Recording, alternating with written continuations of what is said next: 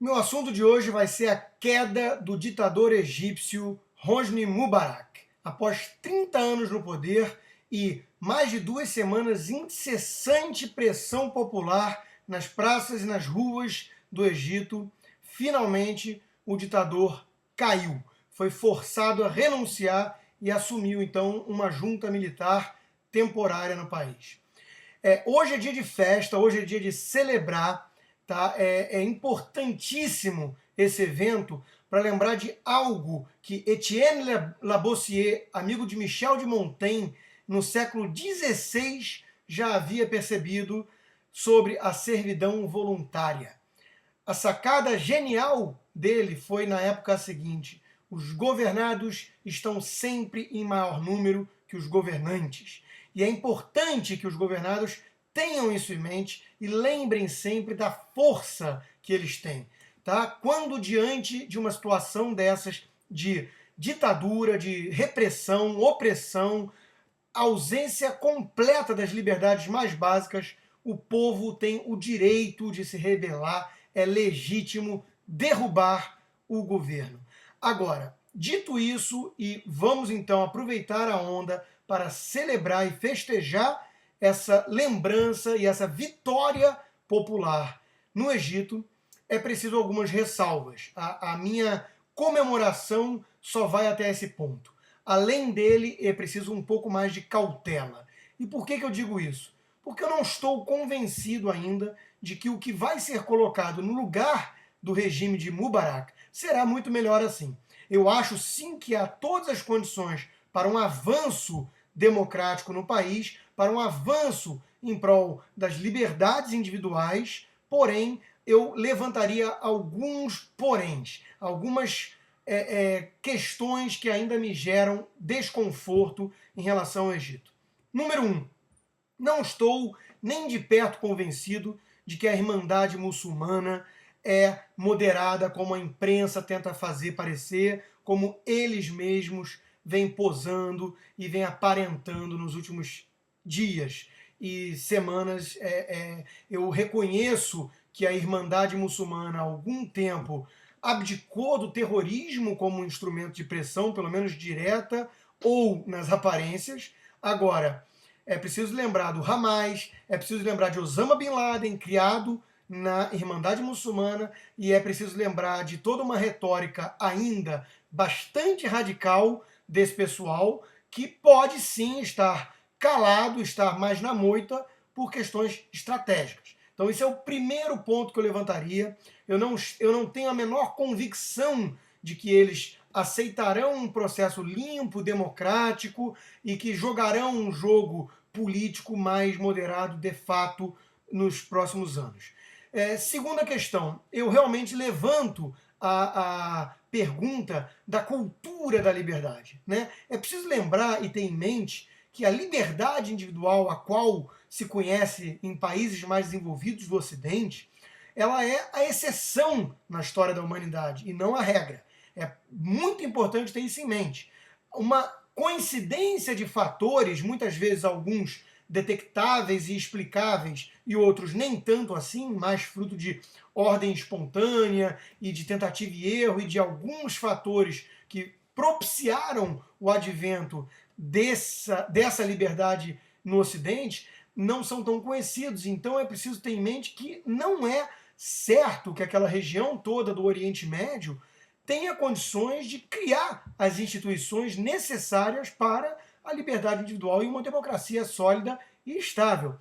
Não se cria esse tipo de sociedade de cima para baixo, com decretos, e nem mesmo com esse tipo de revolta popular que depõe uma ditadura sem se saber ao certo o que vai vir então em seu lugar. É uma conquista, é um primeiro passo, mas ainda há uma grande dúvida acerca do futuro, um grande ponto de interrogação do que o povo do Egito vai conseguir agora que deixa para trás então esse primeiro passo de tirar Mubarak do poder.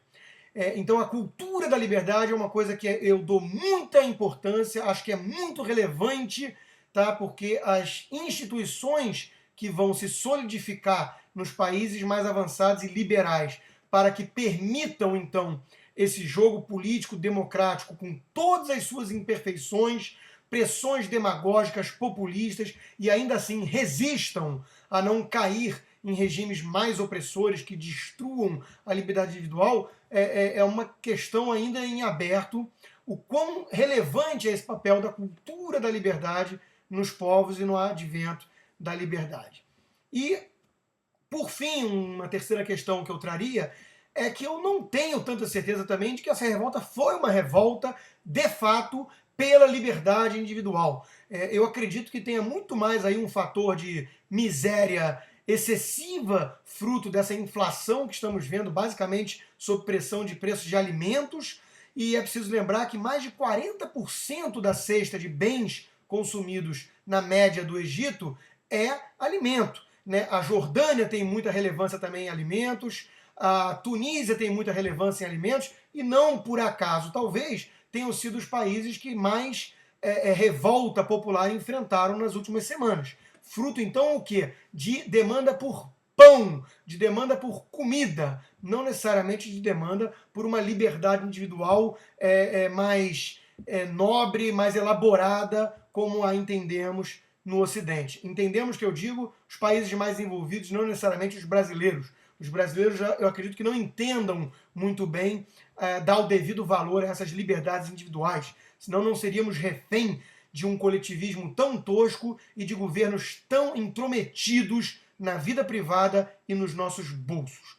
Mas essa era a terceira questão que eu queria levantar. Não estou seguro de que é uma revolta pela liberdade e, portanto, não aceitarão trocar 6 por meia dúzia ou algo muito parecido. Me parece que é muito mais uma pressão popular desesperada por alimentos e condições minimamente mais favoráveis e seguras, o que pode ser perigoso, porque se essas demandas forem minimamente atendidas num futuro próximo, o povo egípcio aceitará então regimes, se não tão opressores e ditatoriais quanto o de Mubarak, algo parecido ou não tão liberal quanto gostaríamos ou quanto tantos liberais estão esperando e comemorando já de forma talvez demasiadamente otimista com essa revolução de hoje. É preciso lembrar da máxima do provérbio chinês, na verdade, que diz: espere o melhor, prepare-se para o pior e receba o que vier. Baltazar Gracian dizia: a esperança é a grande falsária da verdade. Eu acho que, sim, podemos alimentar algum grau de esperança. O dia de hoje é um dia de festa e é um fato histórico que aconteceu. Talvez tão significativo quanto, por exemplo, a queda do Muro de Berlim em 89. Pode sim ser o começo de uma mudança mais séria, mais estrutural naquela região. Porém, é preciso ser um pouco realista e ter um pouco mais de cautela nessa hora, porque a história do Egito não está contada.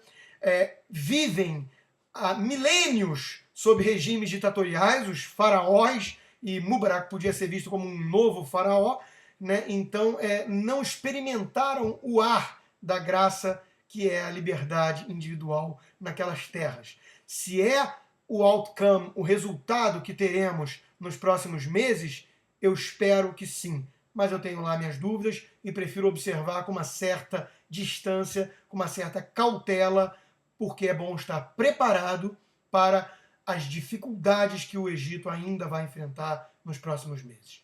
Mas vamos celebrar. Hoje, sim, dia de festa. Menos um ditador no mundo, que já foi tarde.